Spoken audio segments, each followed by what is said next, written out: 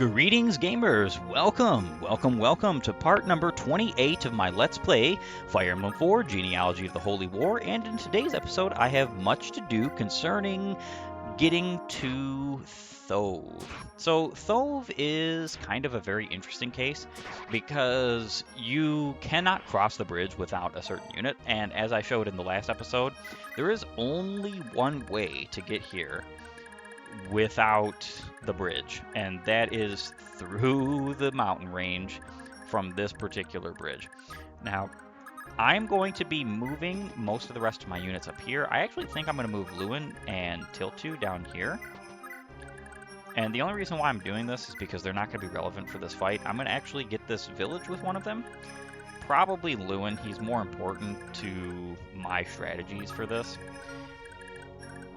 And then I'm really just going to move the rest of my units as best as I possibly can to, like, accommodate my upcoming strategies. I think I'll go ahead and fortify here. I don't know that I have very many people to heal, but doesn't particularly matter. This is very great experience points for Claude. And yeah, Ideen can go here, though. Physic. I think I'll pass on that. I'm gonna go ahead and dance here. So right now, because Sylvia is so far behind, plus she needs to get to the village that I'm actually going to right now with her and Claude, she isn't really that useful for my units up front, but that doesn't particularly matter because I actually need her for the units in the back, which is kind of surprising, but also just like an interesting facet of how this particular chapter works at times. Alright, Alec. Alec is not getting promoted this particular chapter. There's just no way. I believe I already stole his gold, and yes, I did. I guess I could attack him with Alec first. Slim sword, steel sword. I'll do 10 times 2 rather than, 8 times 2, which is marginal at best, but it's still better damage than it was with the slim sword. The only problem is that Alec, again, is just not that great of a unit. I think what I'll do is visit this village. The Celestian royal family wields the power of wind as bestowed by the wind god Forseti. House Veltoma wields the power of fire, as bestowed by the fire goddess Vala. And House Frege wields thunder powers, as bestowed by the thunder god Tordo. Thank you for that very useful information. Alright, so now I'm doing enough damage if I hit twice that I'm just going to KO him. And she misses twice? Twice? You miss? At a 78, and then he hits her with, what, a 72? You know, it's funny, it actually kind of sounds like I'm complaining a little bit about this, but it couldn't be further from the truth, if I'm being honest. Is anybody else paired right now? I know that I have quite a few pairings that I'm trying to work on, and it doesn't look like any of them are working yet. Not yet. Hopefully sooner rather than later. I'm going to wait with these two here. Lex is only coming along for the ride so that he can defend Thove, because Lex is already max level. He is not at all necessary to be used any further concerning leveling. Of course, I'm still going to use him. I'm not one of those particular folks who benches a unit just because that particular unit is max level. It is better to be using your other units who still need experience points, of course. But if you can't, you can't. There's really nothing that can be done about that. Now, the reason why I'm bringing Ideen along should be pretty obvious. I need somebody to warp and return my units, and I'm going to have quite a lot of units to do this with. So that is the end of my turn, and it is finally Thove's phase. So I'm actually a big fan of the way that this map is crafted. I don't think it's like the best map ever, right? It's not like we're talking FE4 has the best map design in the series. Far be it for me to say something like that. I think it's got good design for FE4, right? But I think it doesn't have the best map design in the world. In this particular case, I would say that this is one of the better designed maps in this game because it has a lot of strategy about how you move, as well as the terrain and like points of interest. And it's pretty linear, which some would probably say is a bad thing. But all in all, I don't particularly believe that it is all that bad for it to be linear.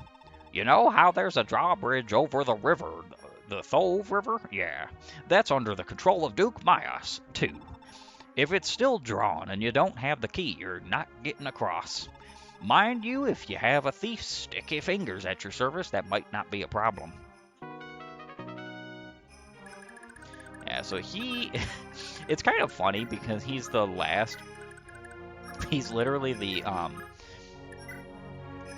last village you can visit before you reach Thove, and he's the one who tells you the little hint. So I'm gonna take out the commander because he's obviously the bigger threat here. All right, Sigurd should be quadding. At least I would hope. Yeah, okay. I didn't check attack speeds beforehand, which, you know, is my own little fault, but I'm gonna be honest with you. I kind of find it a little bit boring, and I know this is going to sound weird to some, but I find it a little bit boring to focus so hard on the statistics of particular units in Fire Emblem. And it's not because I don't want to take time out of the day to make sure that I'm doing things right. It's just because it makes the game less engaging, in my humble opinion. I think the game is more engaging if you just have a general idea and then you level up your units and you move forward. Because, and I know what people are probably going to say to this is going to be like, well, what's it matter, gamer man? But realistically, you don't have access to all these statistics in real life, in real combat, and in especially the real medieval period. I know that's totally irrelevant. It's totally irrelevant. 100%. This is medieval fantasy, romanticized medieval fantasy. But it's still something I like to take into my own personal account for how I enjoy the game.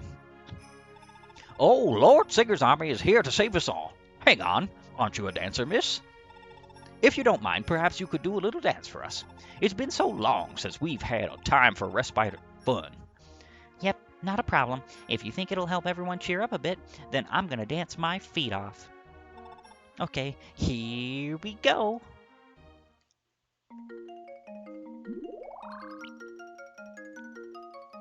Ha!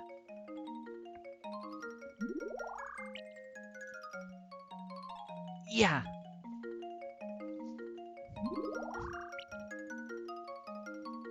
Hi-ya!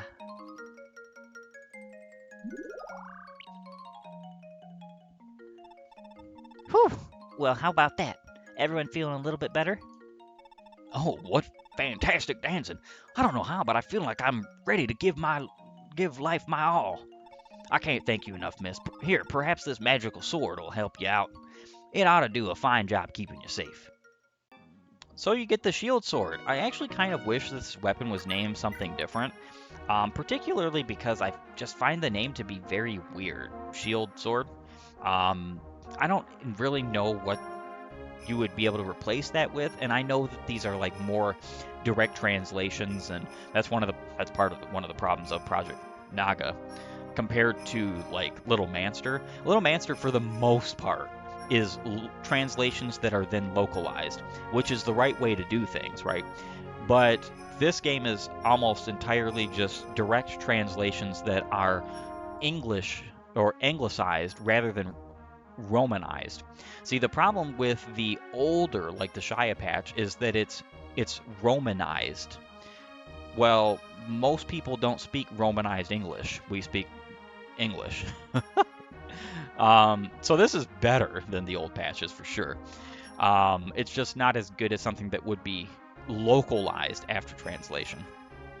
So, for instance here, the shield sword is a 90 hit, 12 might, 1 range, 5 weight sword with 7 defense. I actually think this is seriously one of the better stat buffing weapons in the game.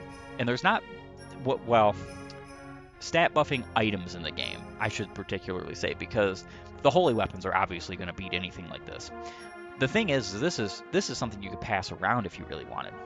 I really think the barrier sword is better. But the issue is that the barrier sword is Gen 2 only, and it makes sense for Gen 2, whereas the shield sword makes a lot more sense for Gen 1 because of the enemies of Gen 1 are mostly physical in nature. So in essence, I would say this is better, but it's really hard to justify getting crit on either of them. And the reason why is because, again, if you get crit on the shield sword, you know, it's going to be a decent weapon, I'll grant you. But the problem is that the defense isn't going to be as beneficial in Gen 2 as the resistance would be from the barrier sword. And because you get the barrier sword so late in Gen 2, and I do mean late, most of the times I just skip it because it requires your dancer to go somewhere that's totally out of her way. And it also requires you to kind of like hasten in a little bit, in a weird way, I should say. I'm probably going to do it anyway when I get there, just so that my dancer can have both the barrier sword and the shield sword. It's really good utility for your dancer to defend herself. But it's really just not viable to get crit on either of these weapons. But they're still good weapons for utility's sake. And I think that Sylvia and her future daughter make very good use of them.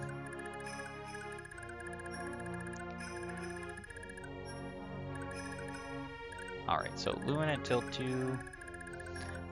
I think what I'm going to do is I'm going to keep Ideen pretty close to here, and I'm going to start warping like Lumen and tilt 2 back. Probably even Sylvia and Claude after a few. I'm not... well, Alec and Aaron definitely need to be warped back for sure. I'm going to visit this village. The sinister powers of the dark god Lapter can be fought only with the glorious powers of Naga, our great god. Only Granville's house Belhala, the heirs to Saint Haim, inherit Naga's power. 1,500 gold.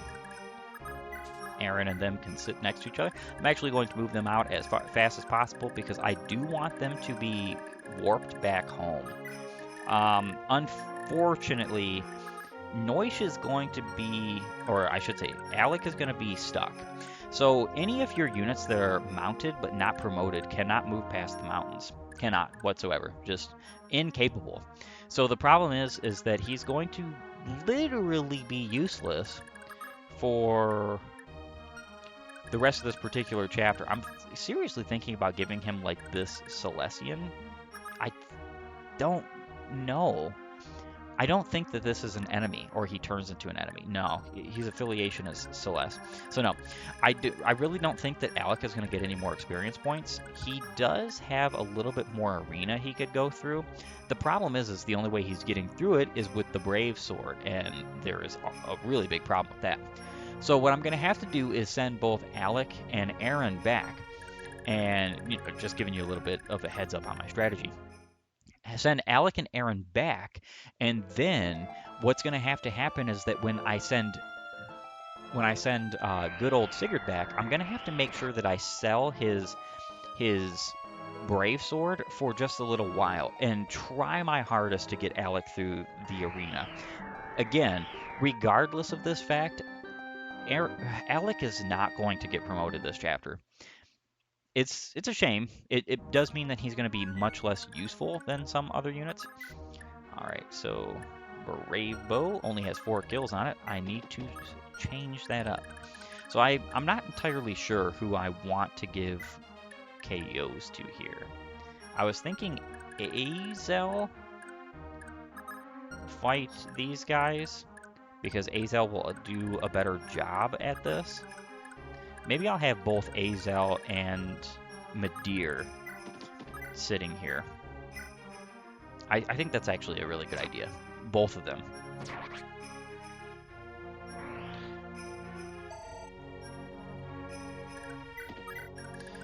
So, Blizzard Elwind. then I think I'm just going to attack here with the Light Brand. I don't think this is a KO, though. Oh, no, it is. It is. Yeah, the funny thing about it is, though, is even the magic units in Gen 1 really just do not have resistance to speak of. I honestly don't know who these guys are going to attack. I think the mages are going to attack Midir. If the mages attack Midir and then the Lance Knights attack Azael, I actually think this could end up being a really, really good upcoming couple of turns. Or turn specifically, because I really want both of them to get some decent experience points right now.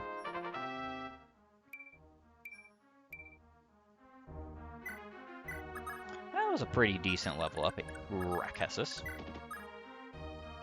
And then Sigurd's going to go right here. He's actually giving authority stars to both of my units. Plus, you know, there's some weapon triangle being taken into account here. Azael is not going to suffer weapon triangle disadvantage because at range, these weapons are always counted as magical. So, that's pretty cool for me, in my humble opinion. These units need to move. Dew has a little while before he gets over here, especially because Sylvia is so out of place here. I'm just gonna leave you here. And then dance.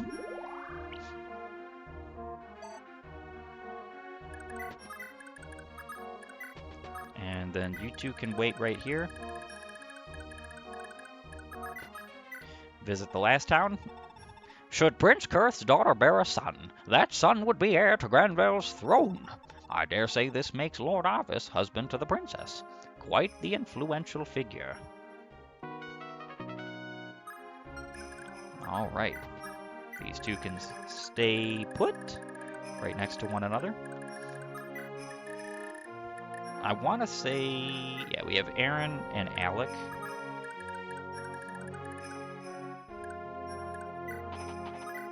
They need to move out as soon as possible because after they get over to about, they're basically going to meet up where Lewin, Tiltu, and Ideen are going to meet up, and she's going to start sending them back home. I really think I'm just going to have Sylvia and them all stand over, like, in this section, somewhere like in the middle over here, and then I can just move these guys back over here, and I'll get to them when I get to them. And of course, I plan on returning Ideen with Rakessus. Everybody's going to be returned except for Lex. Lex is going to sit here, and he's going to be king of Thove for a little bit. Just a little bit. Basically till the end of this chapter. And Thove's turn is going to be kind of an interesting one because there is an actual chance for somebody like Azael to be killed here.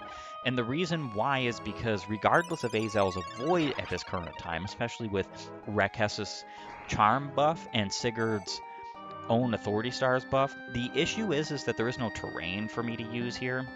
And if Azael takes enough hits, like you see here, he's only going to be able to take, I think, 3 hits and he'll die at the 4th.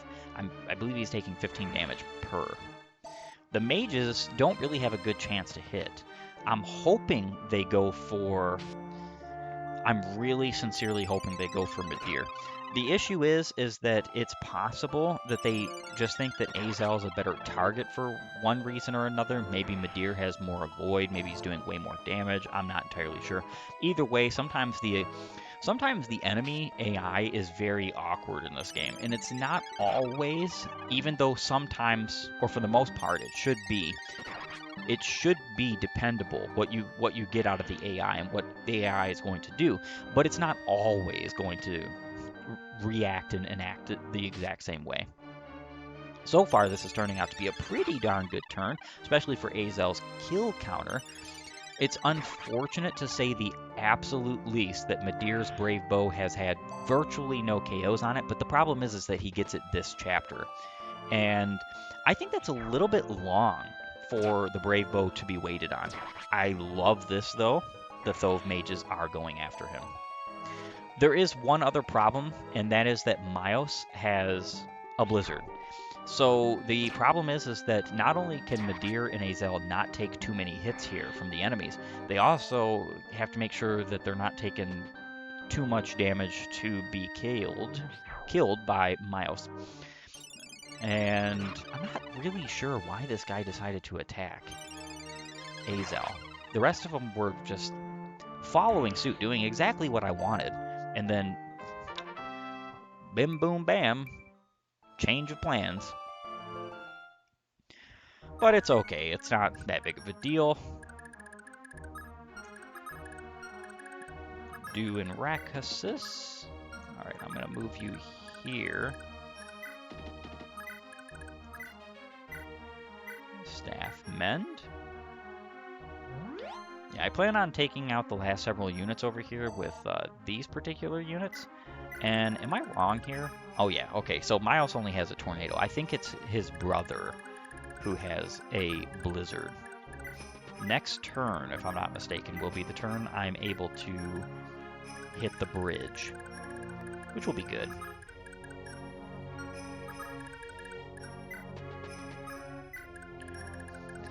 And then tilt 2, you always have to move your slower units first because they won't keep up otherwise. So being mindful of that is good. Physic, don't need it. And then I'm going to, of course, dance here.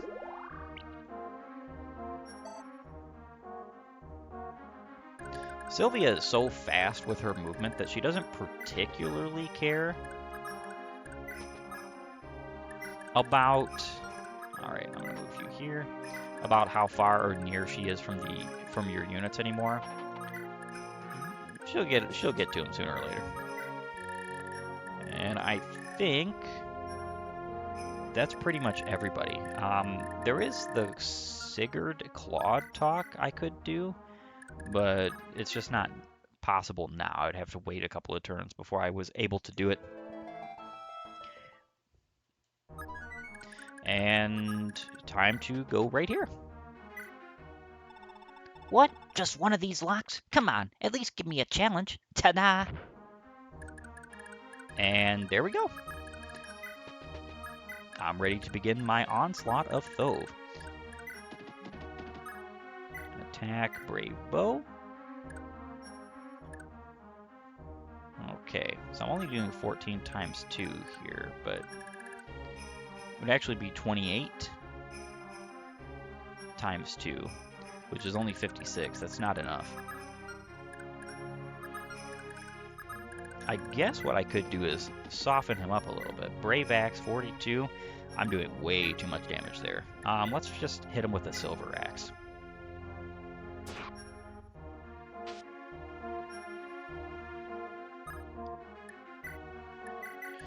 Perfect. This is exactly what I wanted. Attack, brave bow.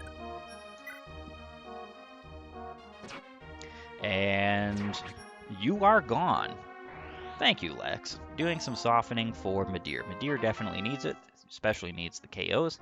I think the brave bow is probably going to be the least amount of KOs on a weapon. I'm going to try my absolute hardest. There's actually a couple of strategies over the next, I want to say this particular chapter after Thove, as well as the next chapter, where I should be able to get a fair amount of KOs with the brave bow.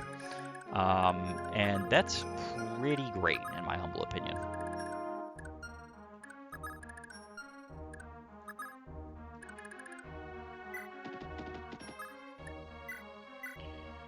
I'm going to bend you up.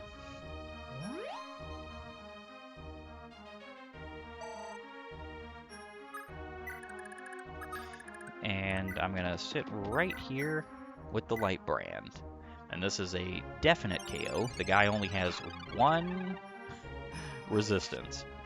Why even have resistance at that point? Right? Right.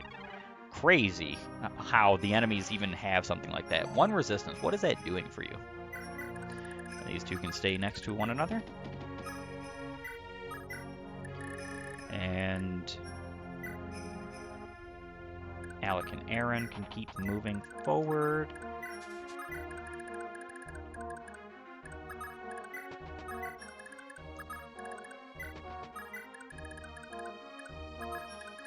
And then what I can do is I can actually just start warping now.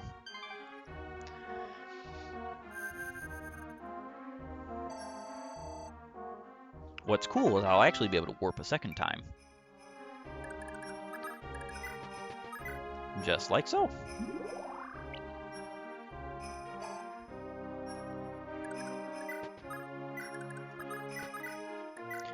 And you can go back home, Lewin.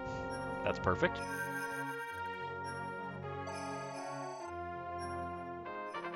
Yeah, this is a boatload of experience points for Ideen. She doesn't really need it. It does help her in the arena, to say the least, but it's not necessary to get experience points on her really much anymore. And I'm pretty sure I have, yeah, cleared out the arena. Blacksmith, he did nothing with his weapons and items in that particular part. He is going to help a bit upon the next part of this chapter, but as of right now, he's just not really helpful. And really, I only moved him out so that him and Tiltu could get some lover points together, as well as hopefully get some villages, and I think he got one, which is good enough. Come on, traitors. Granville's bounty on your heads is mine for the plucking. Oh, did he attack up close? Oh, come on. Are you joking? The one time a boss decides to attack up close rather than at a distance. What a joke. All right, so I'm gonna have to heal him up and then attack.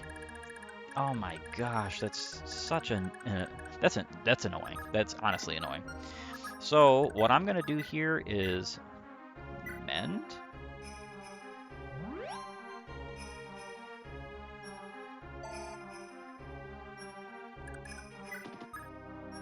I'm gonna wait right here. I'm gonna attack with the light brand.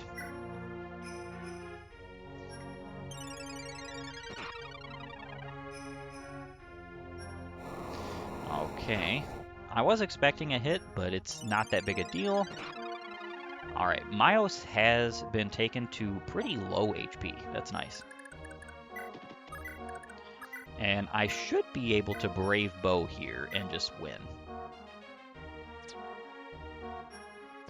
Perfect. Myos is down. Oh, this can't be. Myos is defeated, which is very nice. Doesn't give much experience points because he, not that great of a unit. Alright, what's closer? I want to say this is closer, actually. And frame of reference, I actually think that it is important to just...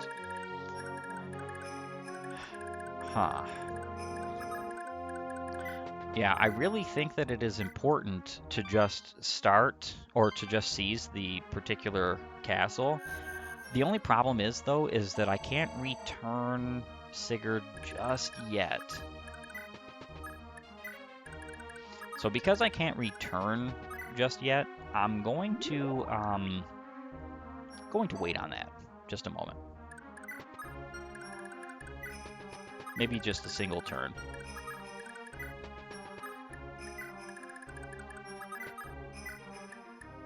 I'll warp you. Goodbye, Alec. Goodbye, Aaron. Enjoy yourselves. Yeah, you do have to be kind of careful about how you strategically move your particular units. I think Alec and Aaron... Yeah, the problem with Alec is that he actually needs to be healed up before he can do anything. So I wonder if it would probably be just a good idea to heal him up right now, because next turn I'm going to be moving my units out of the castle, plus I'm going to be taking Sigurd back to the castle, and with that in mind, he should be able to maybe get through the arena a little bit more. I'm not entirely sure if he's going to make it, though. I'm just not sure. And then Sigurd's crew. Yeah, the rest of these units can start moving back.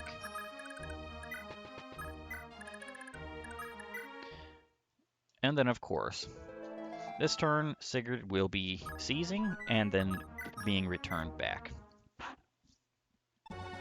Sire, the Thove village elder would like a word with you. Of course. Actually, I'd imagine we need to talk this situation over. Bring him in. Lord Sigurd, I presume? We can't thank you enough for getting rid of Lord Myos. The entire population of Thove is rejoicing at his downfall. Are you sure? I mean, I just conquered you. Am I not the enemy here? Lord Myos was nothing but a tyrant. All he ever did was bleed us dry. You fight in the name of Queen Rana, and there isn't a Celestian alive who doesn't bear the utmost adoration for our queen. Is that so? Thank you. Anyway, in the interim, I think I'll leave governing Thove to you, sir. Once the crisis has settled, the queen will be in touch to arrange a proper successor. Until then, I'm sure you'll be a just governor to help heal Thove's wounds. Very well. Please, Lord Sigurd, do all you can to protect the queen. She is a treasure to us, and a beacon of peace and kindness. Rest assured, my good man, so long as I live, I swear that I'll not let no harm come to Queen Rana. You have my word. Thove seized. Yeah, so this is actually going to be a little bit longer than I was hoping. I'm going to return you first and foremost. I'm actually just going to leave Lex right where he's at. He's not going to sit on the particular castle. There's a good reason for that. I'll explain that later, hopefully, if I remember. And the rest of my units can just keep on keeping on. I wonder if it would be... I don't know if I should move these two. At least not yet. Alright. Dance for you, of course.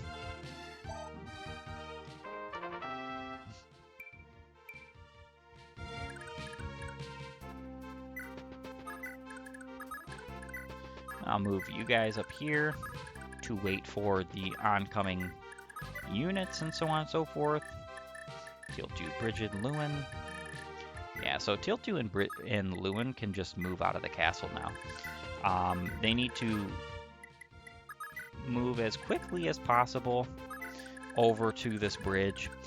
You are not allowed to cross this bridge until a certain event happens at Celeste, even after